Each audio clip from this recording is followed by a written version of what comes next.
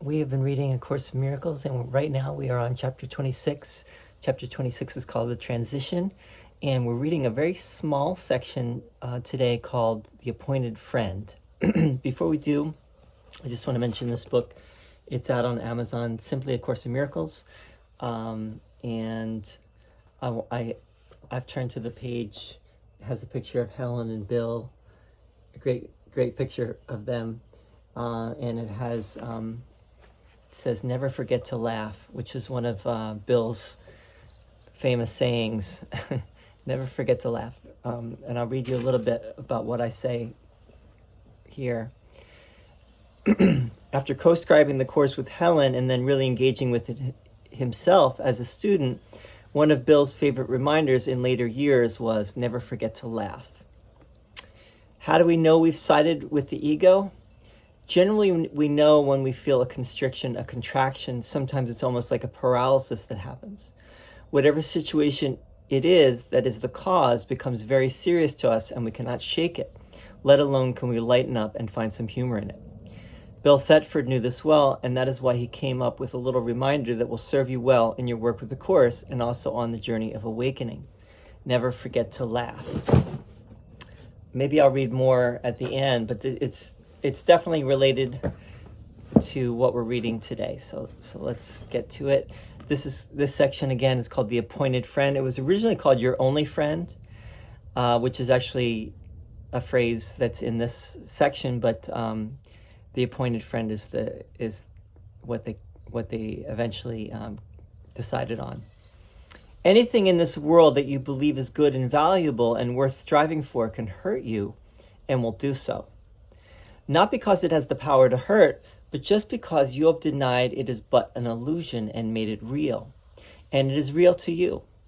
It is not nothing. And through its perceived reality has entered all the world of sick illusions. All belief in sin, in power of attack, in hurt and harm, in sacrifice and death has come to you. For no one can make one illusion real and still escape the rest. For who can choose to keep the ones that he prefers and find the safety that the truth alone can give? Who can believe illusions are the same and still maintain that even one is best? Lead not your little life in solitude with one illusion as your only friend. This is no friendship worthy of God's Son, nor one with which he could remain content. Yet God has given him a better friend in whom all power in earth and heaven rests. The one illusion that you think is friend obscures his grace and majesty from you and keeps his friendship and forgiveness from your welcoming embrace. Without him, you are friendless. Seek not another friend to take his place. There is no other friend. What God appointed has no substitute for what illusion can replace the truth. Who dwells with shadows is alone indeed, and loneliness is not the will of God. Would you allow one shadow to usurp the throne that God appointed for your friend, if you but realized its emptiness has left yours empty and unoccupied? Make no illusion friend, for if you do, it can but take the place of him whom God has called your friend. And it is he who is your only friend in truth. He brings you gifts that are not of this world, and only he to whom they have been given can make sure that you receive them. He will place them on your throne when you make room for him on his. Okay, so who is the appointed friend? This section is called The Appointed Friend. Who is the appointed friend?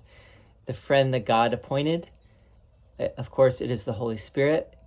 And the Holy Spirit is, whenever you read the Course, and if it's not talking about God, but it's using capitals, it's talking about the Holy Spirit. And that's often.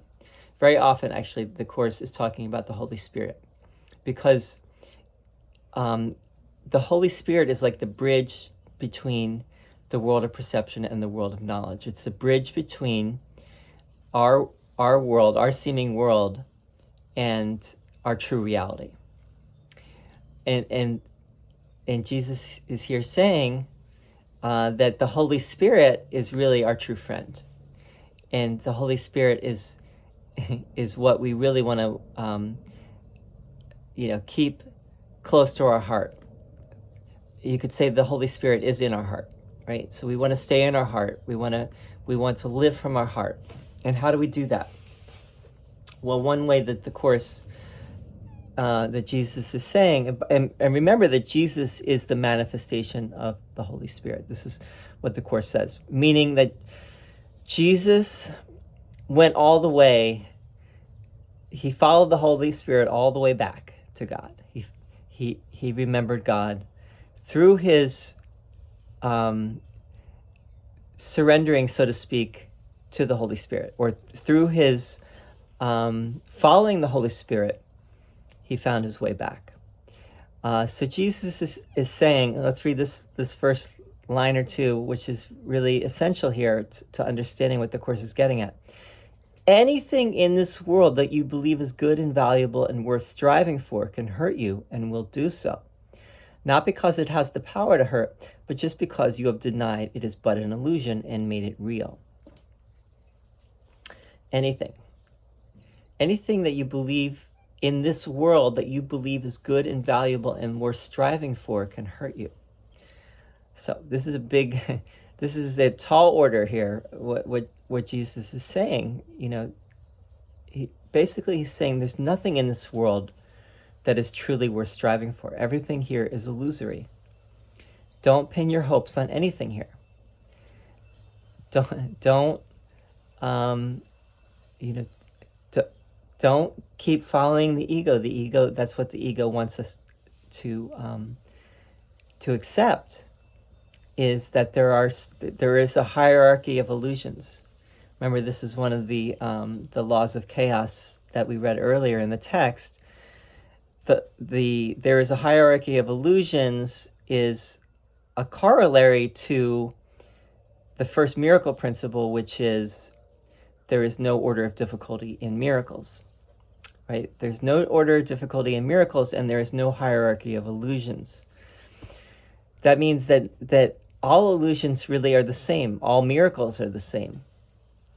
Forgiveness is forgiveness, and an illusion is an illusion, right? Love by any other name, or a rose by any other name is still a rose. Love by any other name is still love. And an illusion by any other name is still an illusion. An illusion is anything of this world, anything that undergoes change, that is not permanent, that is part of the illusion. The only thing that is constant is, you could say, the love of God, and the Holy Spirit represents, as the voice for God, the Holy Spirit reminds us that everything here is illusory. That's that part of ourselves that still remembers that everything here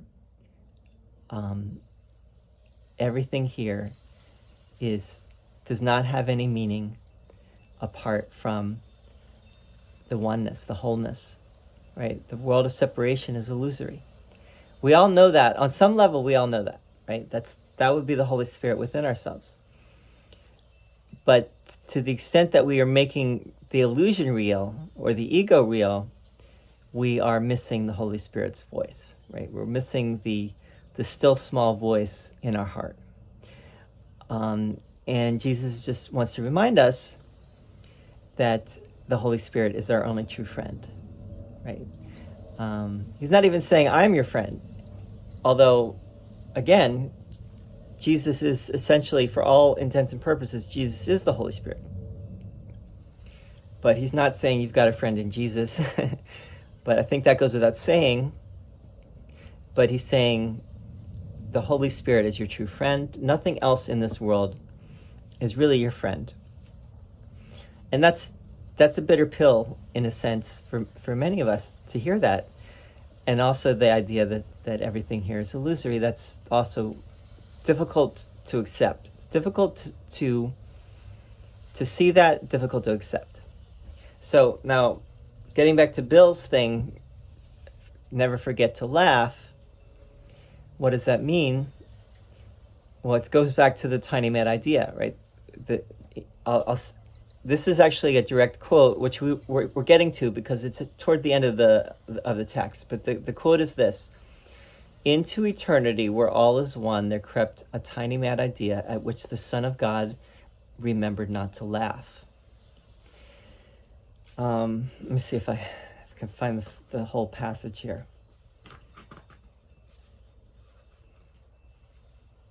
I'll read the whole passage. Into eternity, where all is one, there crept a tiny mad idea, at which the Son of God remembered not to laugh. In his forgetting, did the thought become a serious idea, and possible of both accomplishment and real effects. Together we can laugh them both away, and understand that time cannot intrude upon eternity. It is a joke to think that time can come to circumvent eternity, which means there is no time. Okay, there is no time. There's only eternity. And that's why we can laugh in the face of suffering, because it's not ultimately real, right? And again, this is very hard to accept, and I understand that, and I definitely sympathize with anyone who finds it difficult, and I also find it difficult on some level. I think, though, there's an element of trust here, and it's a big element actually, where you have to go with that idea and see where it takes you, and see the fruits of it.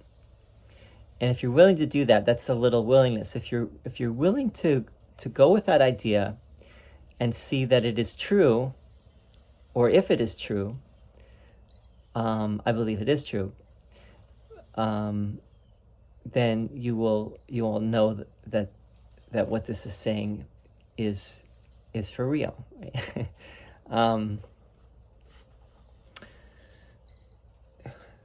So whenever we start to go there into our suffering, whenever we start to go into that, the egoic, you could say negative thought patterns, egoic thought patterns, patterns of separation, patterns of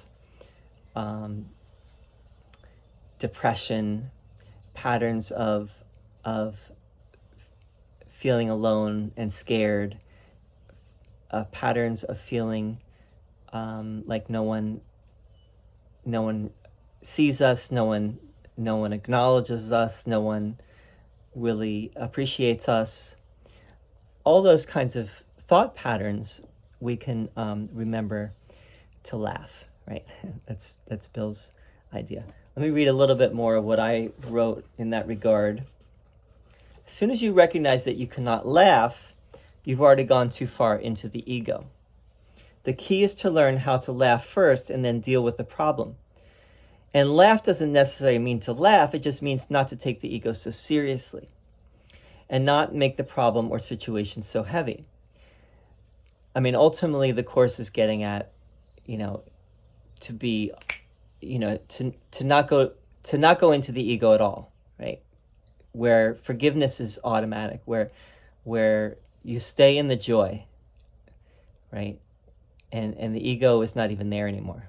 I mean, it's there, but it's not functioning.